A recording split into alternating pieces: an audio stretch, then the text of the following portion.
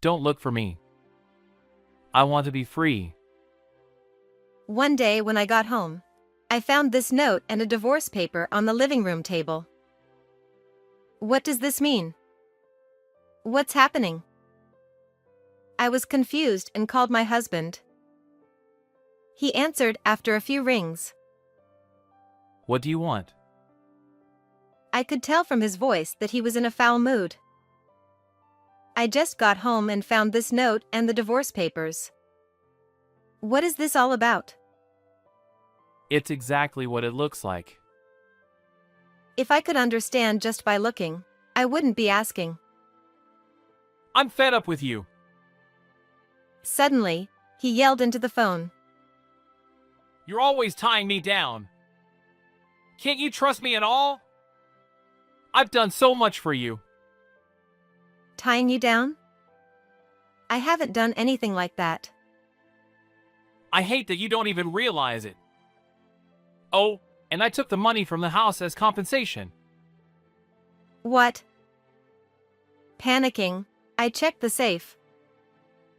As he said, the $5,000 I had set aside for recent plumbing repairs was gone. I was stunned by his unbelievable behavior. Moreover, he claimed I was tying him down, but we are both full-time employees, leading such busy lives that I hardly have time to restrict him. It's not uncommon for us to end the day without even having a proper conversation. Talking over the phone won't solve this. Please come home. No way! I'm going to enjoy my freedom. Wait, please. Ignoring my plea, he hung up the phone. As I stood in the living room in a daze with my smartphone in hand, the doorbell suddenly rang. The sound echoed loudly through the empty house. Yes. Wondering who it could be at a time like this, I looked at the intercom screen and saw my mother-in-law standing there. Nancy, can I come in for a moment? She looked angry and entered the house before I could invite her in. Jason just called me. He said he was leaving this house for a while. What did you do to him? What? I was startled that my husband, who had left a note and disappeared, would call his mother. She glared at me as if I were her worst enemy. What exactly did Jason say? He said he's fed up with you. And he told me all about you. You're always out having fun instead of doing housework, aren't you? No, that's not true. It's true that I don't do much housework, but that's because I have a job. Before we got married, Jason and I talked about this thoroughly and we both agreed on it. We'll both work hard and save money for a while. We'll think about kids and the house later. Jason did say that. We also promised to share the housework, but he never helped once. I would manage to do the minimum chores in my spare time. I tried to explain this to my mother-in-law, but before I could open my mouth, she opened the balcony door without asking. You left the laundry hanging out until this hour. And what's with this flashy underwear? Are you cheating on my son? No, I'm not. Then why are you wearing these? My precious son. How dare you? She hysterically yelled and grabbed my underwear from the drying rack, throwing it at me. You haven't even cleaned properly. And what's with all this pre-cooked food? You're just being lazy. She opened the refrigerator without permission and ruthlessly threw away the food I had prepared on my day off. Please, listen to me. Who would listen to you? When Jason comes back, I'm making sure he divorces you. And be prepared for alimony. With that, she left. I was left in shock by her cruel words and actions.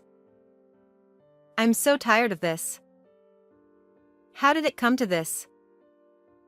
When we were dating, my husband was so kind and caring.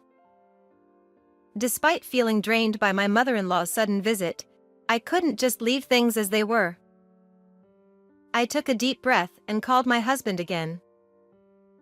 Jason, please come home. Shut up! Don't look for me! I'm not answering any more calls. But Don't bother messaging either. Goodbye. his cold voice left me speechless as he hung up. Sitting there in a daze, I began to remember something that happened in the past. It was about a year ago. Jason is cheating? I had run to my in-laws' house in tears. My own family lived far away, my father had passed away, and my mother was too ill to rely on. The only place I could turn to was my in-laws. Yes. What should I do? When my husband's affair was discovered, he didn't apologize. Men cheat. But they always come back to their wives in the end. So it's no big deal. He had said, nonchalantly. Feeling desperate, I had sought help from my mother-in-law, but she said, That must have been tough. But you know, Nancy, men cheat. "What?" She was echoing my husband's words. I went through tough times too. But my husband eventually came back to me. That's just how men are. So stand tall. That's. Or maybe Jason's cheating is partly your fault. Her gaze hardened, and I recoiled under her stare. Maybe this is happening because you're not at home to take care of the family. But Jason agreed to both of us working. That's a lie. Jason always said he wanted you to be a housewife. He did? My husband had never complained about me working. But had he told his mother differently? Was he feeling differently all along? Anyway, you two need to sit down and talk things over. With those cold words, she sent me away, and I could only go back home. Later, when I tearfully confronted my husband about his affair and mentioned the possibility of divorce, he finally apologized. I didn't realize you were so upset. Nancy! I'll never cheat again. He said, but that promise was also broken. After that, he has continued to cheat, apologizing whenever I confront him. I was already wondering how long this could continue when he said, Don't look for me. This is a good opportunity. I murmured, and started moving towards a conclusion. A month after my husband disappeared, I was in a certain place when I received a call from him. It's been a while, Jason. How have you been? Since that day, I hadn't contacted him once, as he had asked. How have I been? Why didn't you look for me? He sounded annoyed, and I could barely suppress my laughter. Why? Because we're strangers now. What? You left the divorce papers behind when you left, remember? I submitted them to the city hall that very day. What? His scream was so loud that I had to hold the phone away from my ear. Calm down. Don't yell out of nowhere. You submitted the divorce papers? Yes.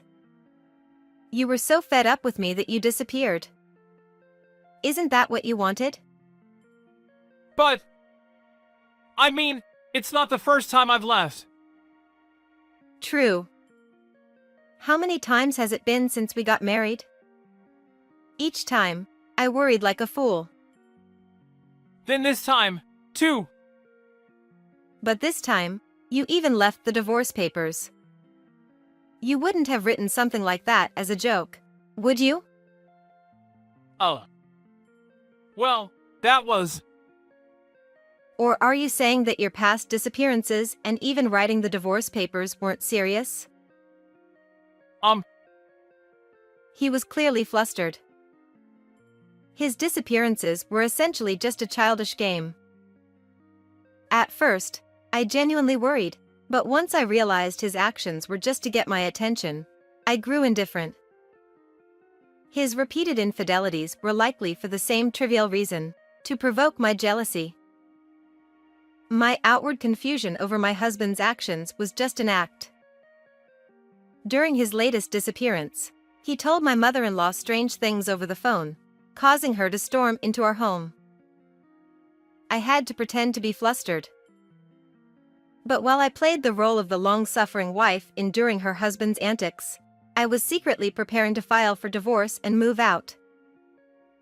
Oh, and by the way, I've moved out of the house. I sent all your belongings to your parents' house, cash on delivery. By now, your mother must be quite surprised by all the packages.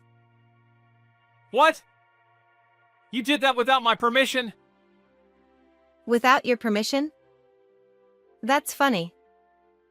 I was the one renting that apartment. In fact, the house we lived in was rented under my name, and I paid all the bills. In return, my husband promised to save his income for a future home, but that money likely went towards his affairs. But that house was mine too. How could you just move out? You abandoned the house when you disappeared. Is there a problem? Of course there's a problem. Where are you now? Why would I tell you? We're strangers now. When my husband left the divorce papers and disappeared, I saw it as an opportunity. I immediately filed the papers and contacted my strong brother and dependable sister. My brother swiftly handled the moving preparations, and my sister, who works in real estate, found me the perfect place, which I quickly rented. My husband had no idea, but I had been preparing for this moment for a long time, so everything went smoothly. I was now living in a small, single-occupancy apartment far from the house I had left behind. It had a secure entry system, making it safe, and it was well outside my husband's usual haunts, so he wouldn't easily find me. Are you serious? Are you really leaving me? My husband's voice came weakly through the phone. I'm not leaving you. I already left. I'm completely fed up with you. I swear, I won't disappear again. I promise. It's too late for that. I'll stop fooling around too. I just wanted to make you jealous, but losing you completely. So your infidelities were for that reason, too. Aw. He regretted slipping up, but his affairs didn't matter to me anymore. I used to hate you more than anyone in this world, but now I don't even care. I'm sorry. My honest words left him speechless. You can't be serious? Why would I lie? Wait, please. Let's talk this through. I asked to talk many times, but you refused. There's nothing left to discuss. This call is just a waste of time. Please, Nancy. I love you. Well, that's your problem. I don't feel anything for you. And with that, I hung up. There was no reason to talk to my husband, my ex-husband, any further, so I blocked his number. Finally, I'm free. Time to enjoy my freedom. I shouted this joyfully in my new apartment, feeling a profound sense of relief. Now, for the rest of the story. Having lost his place to live, my ex-husband had no choice but to move back to his parents' house. His belongings were piled up in front of the house, and the neighbors were whispering about it. My former mother-in-law was furious and confronted him upon his return.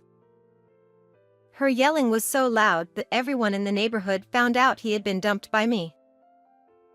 Additionally, my ex-husband tried to shift the blame, saying, "It's because Mom bullied my dear wife that this happened."